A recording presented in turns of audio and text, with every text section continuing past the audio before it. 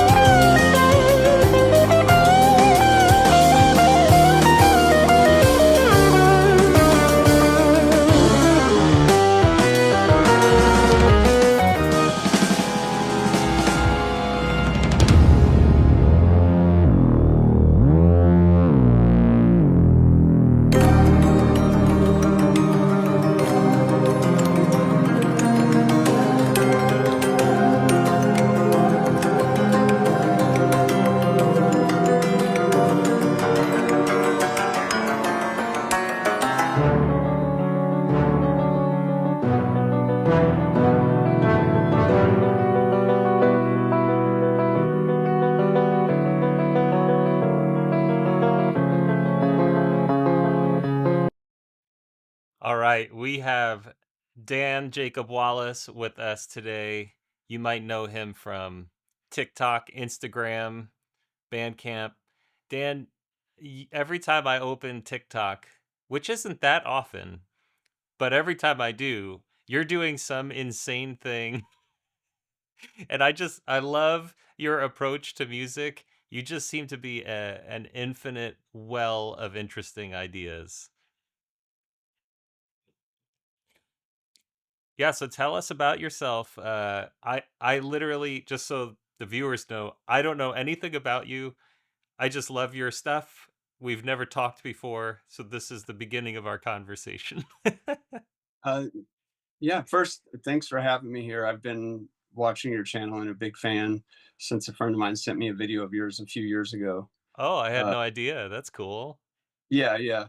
It was one of the failure to fracture videos, and so so I'm excited to be here and talk to you. Uh, so a little bit about myself.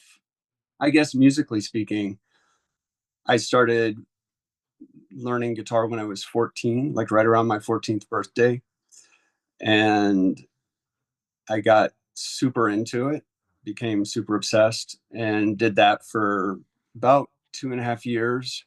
And sometime while I was 17, before I was 18, I had kind of drifted away from the guitar because I had started increasingly to focus on just composing for no instrument in particular. And part of that, I think, was a function of just having to go to school and wanting to be able to continue to work on music, while I was in class or whatever. But I also think it was just I just wanted to have more sounds than what you would get from the guitar, because for a good while there, I was just writing, like I'd write something in school and I'd bring it home and layer it on a 4-track on the guitar, you know? So by the time I was about 17, I wasn't really playing guitar anymore. And that lasted, I was focusing on chamber music, excuse me. And that lasted until I was about 25. And I'd say one of my biggest influences during that time would have been Dmitri Shostakovich. His eighth string quartet was a big change for me when I heard that. It was one of those kind of like mind shifting sort of things, you know, that we have with music. And and then that happened again when I was about 25. A friend of mine, actually the same friend who recommended your channel, uh, gave me a tape with a compilation of songs by Caetano Veloso, the Brazilian Mm. songwriter. And I became absolutely obsessed with that. And I wanted to learn some of the songs. And I remember I was supposed to be writing a cello sonata, like cello and piano, and I couldn't focus on it because I kept coming up with these ideas for songs. And I was like, I'm not a songwriter, you know? But then I just gave in eventually. And that's when I started playing guitar again. I was playing the nylon, you know, to back myself to sing these songs. And that started a whole thing where I just moved into a basement apartment and just started writing tons of songs. And I got into a bunch of other songwriters, just started exploring people like Amy Mann and Fiona Apple and Jacques Brel and just all kinds of people. And I did that for just just writing lots and lots of songs, recording a lot of 4-track, and then I got an 8-track and so on. Uh, and I did that for about 10 years. And then when I, played some shows, had a band for a bit there, um, and put out a few albums. And then when I was about 40, approaching 40, so I was 39, I just decided I was just kind of burnt out and wasn't making any money and thought I might try to do some kind of, I don't know, something else in my life. So I decided to go get a degree in philosophy. And so then I took about 10 years off music. And when I was approaching 50, I sort of started to feel the call to music again. And I had barely touched a guitar or anything like that for about 10 years. Uh, so that's when I started making the videos and stuff that you've seen. That would have been around 2021 when I started doing that. I didn't even have a fully functioning guitar, but I got one in 2021, I think, and started checking out what was going on. I wasn't familiar with shorts. Hadn't heard of TikTok, and was trying to figure out what I was going to do. So just started making videos, and a lot of that early music, I just figured the easiest way in would be to just do instrumentals with guitar. And I was kind of interested in getting my guitar playing better, which I hadn't done probably since high school, like actually worked on guitar a bit. And I did that for a while. And then I started sharing songs, and now I'm back to writing music all the time, like every day, or at least recording, writing and recording. I gotta say, it's pretty amazing to see how prolific you are, and your videos are wild. And I never know what to expect. It's kind of like what do they call that? The creative slot machine. Uh, Because every time I watch one of your videos, you're doing just something new and interesting, and it rarely feels like you repeat yourself. And man, you're a great guitar player, and so like I said, unpredictable. So I really enjoy what you do because it inspires me to want to be more creative and think mm. outside the box. Uh, you have to be a big Zappa fan. I'm just making a guess. um, I'll tell you that probably 98% of the time that people assume what I'm a fan of, they're wrong. Uh-huh. Uh, but you're right about that. Like Zappa well, it's interesting to me because, like I said, I started learning guitar when I was 14. And the first musician to blow my mind was Steve Vai. And it Mm. was because a guy down the way, like an older guy who played guitar, found out I was learning guitar. So he excitedly gave me a stack of magazines and it was like Guitar for the Practicing Musician and stuff like that. And one of them had a little floppy record in it Yeah. of, yeah, Blue Powder. And I put that on, and I didn't know that a guitar could make those sounds. But it was also just so emotional. Like it seemed like the guitar would cry, it would laugh. It's Steve Vai, right? Uh, and obviously, I know that song. And I just played that over and over and over again. And so I wanted to learn everything I could about him. And he would, of course, talk about this guy, Frank Zappa. And it's kind of a long story, but I wasn't allowed to listen to Frank Zappa. It was a pretty Christian household at that time. Mm. So I had to imagine what his music sounded like. That's wild. And yeah, and eventually, like within a few months or something, I managed to get a record and like hide it. It was Ship Arriving Too Late to Save a Drowning Witch. And I put that on and I thought, this is really cool. It's not what I'm imagining. And so I'm like, I have to find some more Frank Zappa records to find what I'm imagining from these interviews I read. And at some point, I realized that if I'm imagining it and I can't find it, then that means it's my music. And I should just start writing it down. But I did also get really into Frank Zappa. And yeah, he was definitely a big influence on me in high school, especially, but still to this day. It's funny another thing that comes to mind when I watch your videos, and I'm like you, I started around age 14 and just got so into guitar, largely because of Steve Vai, but I Yeah. probably practiced 6 to 12 hours every day, 6 days a week minimum. I got home from school, practiced till 10, 11 p.m., do my homework, and then go to bed. And it continued through college. I didn't get to play that long every day. But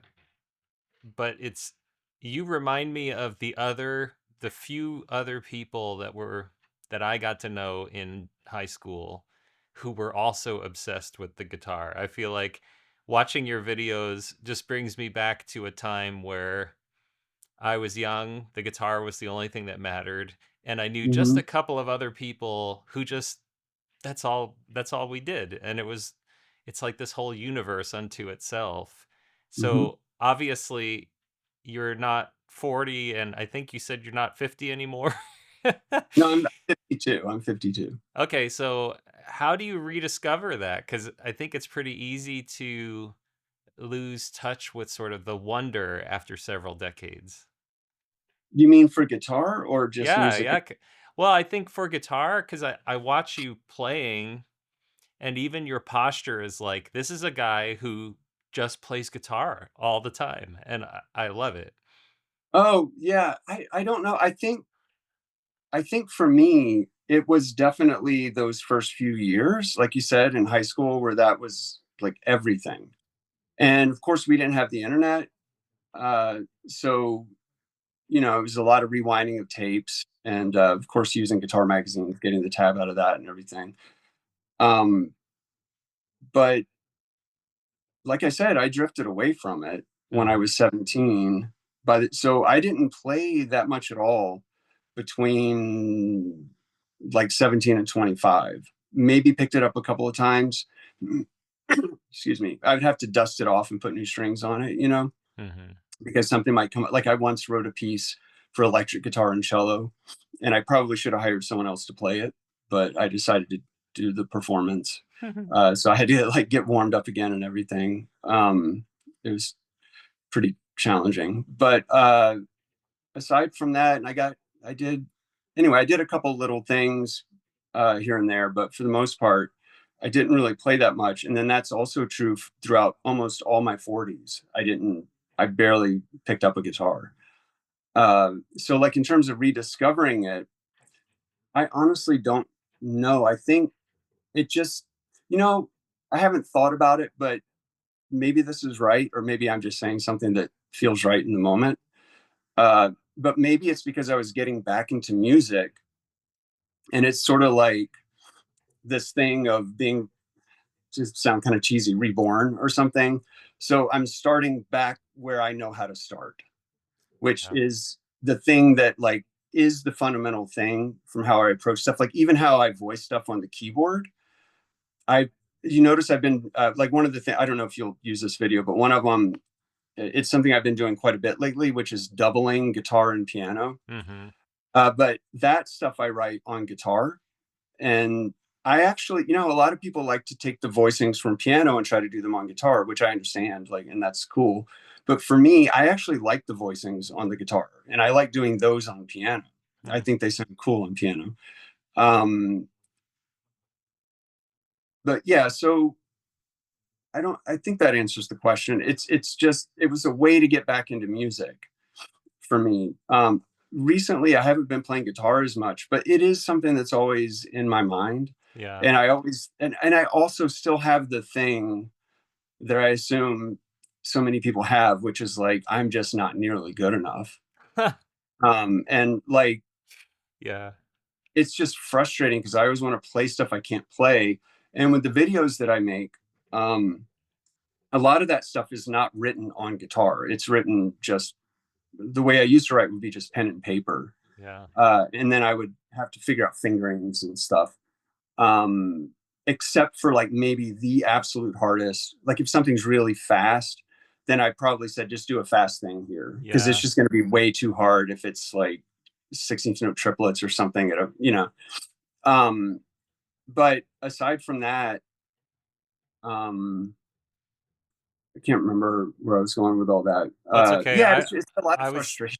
I love where like I can tell like you're an amazing guitar player. Oh, Uh, thanks. I love that you share stuff where you show like that you're making like stuff that you haven't quite mastered yet. And you could, if you wanted, definitely like do an edited video or do like a bunch of takes or whatever. But I really like that. And in fact, that was why my friend sent me your video because I was saying I wish because I was starting to like explore what was going on social media and I saw so much stuff where there just weren't a lot of mistakes. You know what I mean? And I thought somebody should make a channel where they show themselves trying to play something that's too hard. Well, Like this, yeah. you have access to my secret account. Um, I've never like put that URL anywhere, but yeah, on TikTok, I guess I'll share it here. All of my fun guitar times, just enjoying myself, not playing oh, weird music at all. The only place I post that is on TikTok on my Anthony Garone channel. I But didn't know that. yeah, Yeah. I actually I agree with you, and that's one thing I feel is missing from the guitar world. Uh, as cool as it is to watch Ichiko and Matteo Macuso and all these guys, they're so perfect, in everything that they do. And Hmm. I've had to teach myself done is better than perfect, and I would rather have the feeling that you are with me in a room and I'm just playing guitar and sharing that moment. So I don't think too much about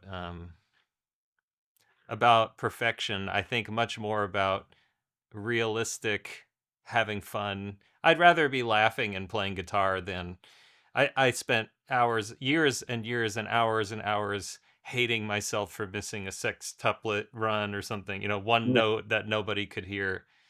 So I'm trying to Yeah. live out the opposite. Hmm. But yeah, another thing I enjoy about your music, at least the way that you present it and the kind of vibe that I get. I did this interview with Steve Vai many years ago, and he talked about make music as though nobody else is going to hear it. Just make songs for yourself. And with your videos and just sort of the unpredictability of your music, it doesn't feel like you're trying to please anybody.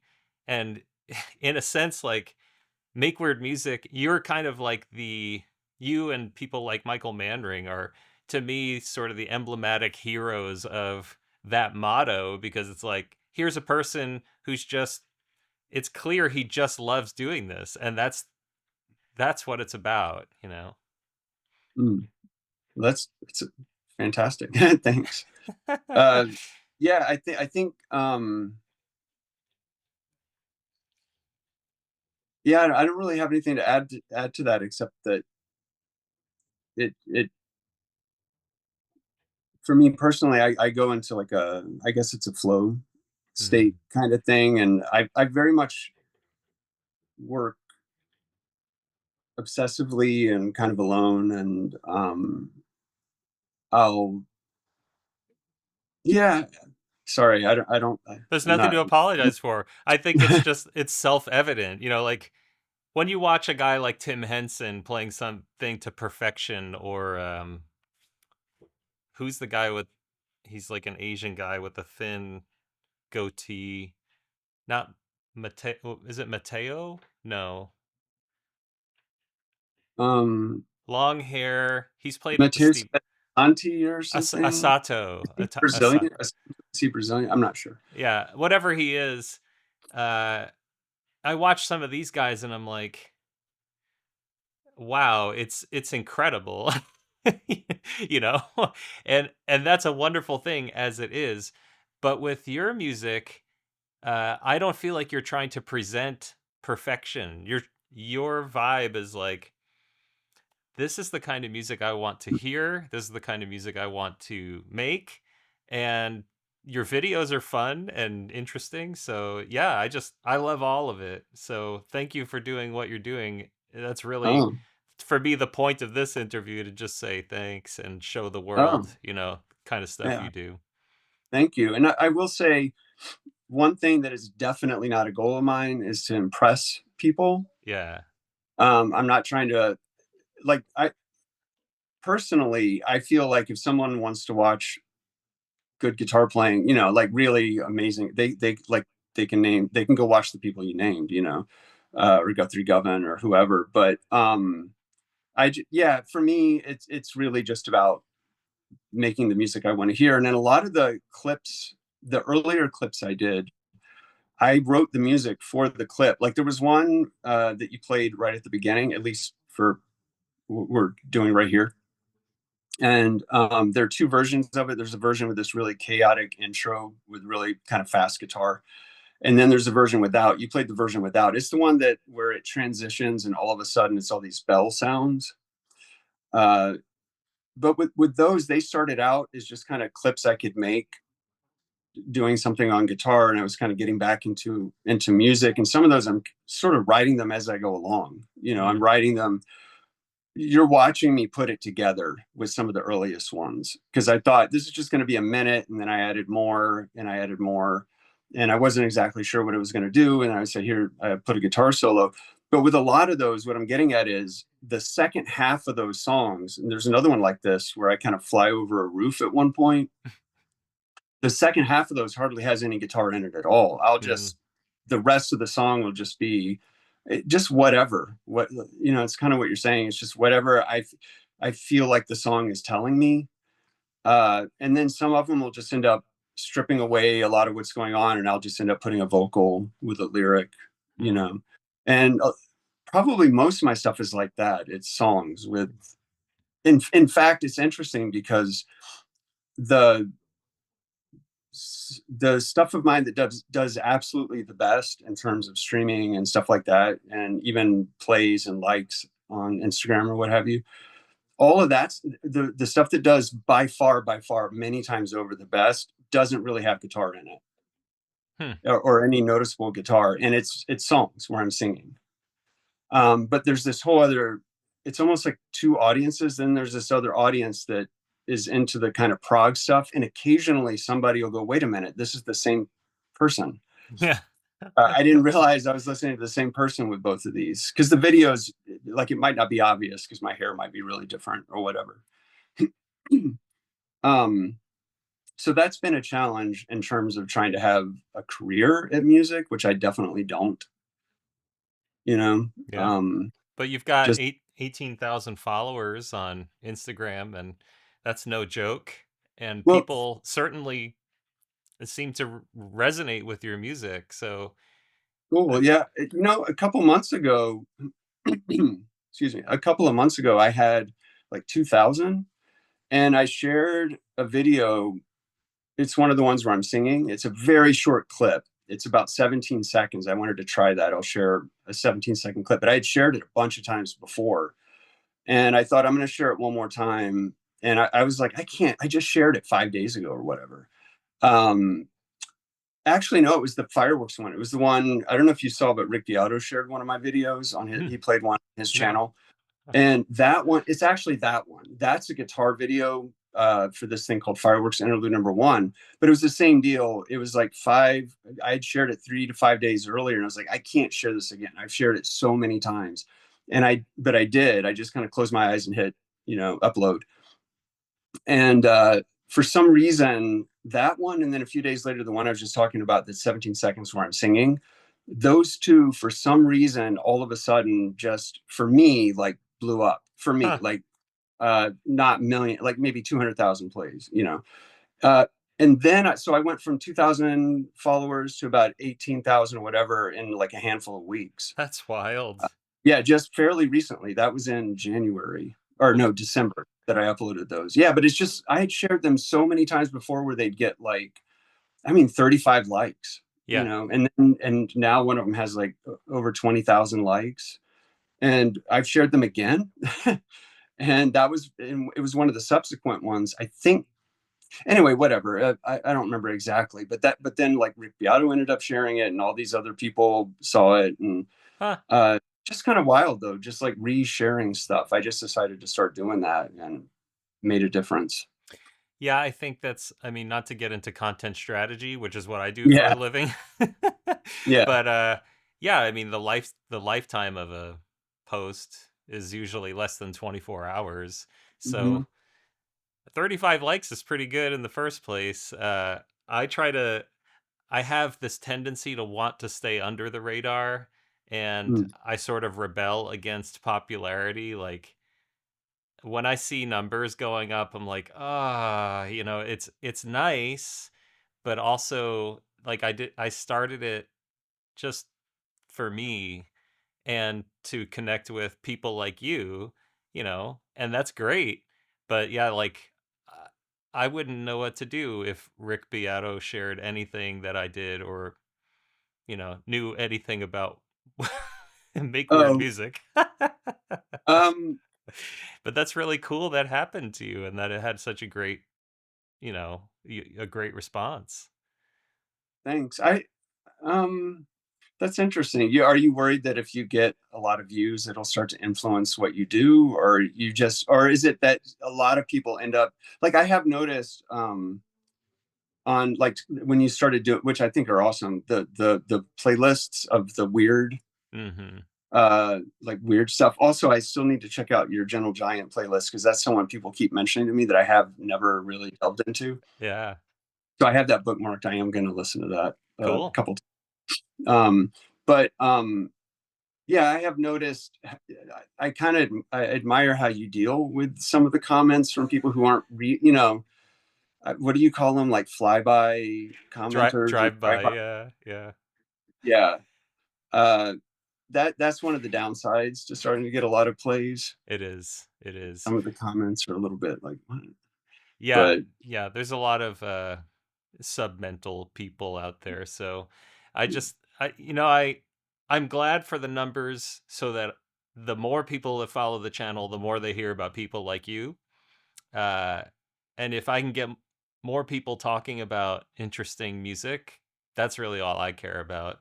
The Anthony Garone brand is like it's not worthless to me, but in the music niche, I really want the spotlight on you, and people like you. So the channel for me is just like a magnifying glass or a spotlight. So the more people that follow, the brighter the light we can shine on cool artists.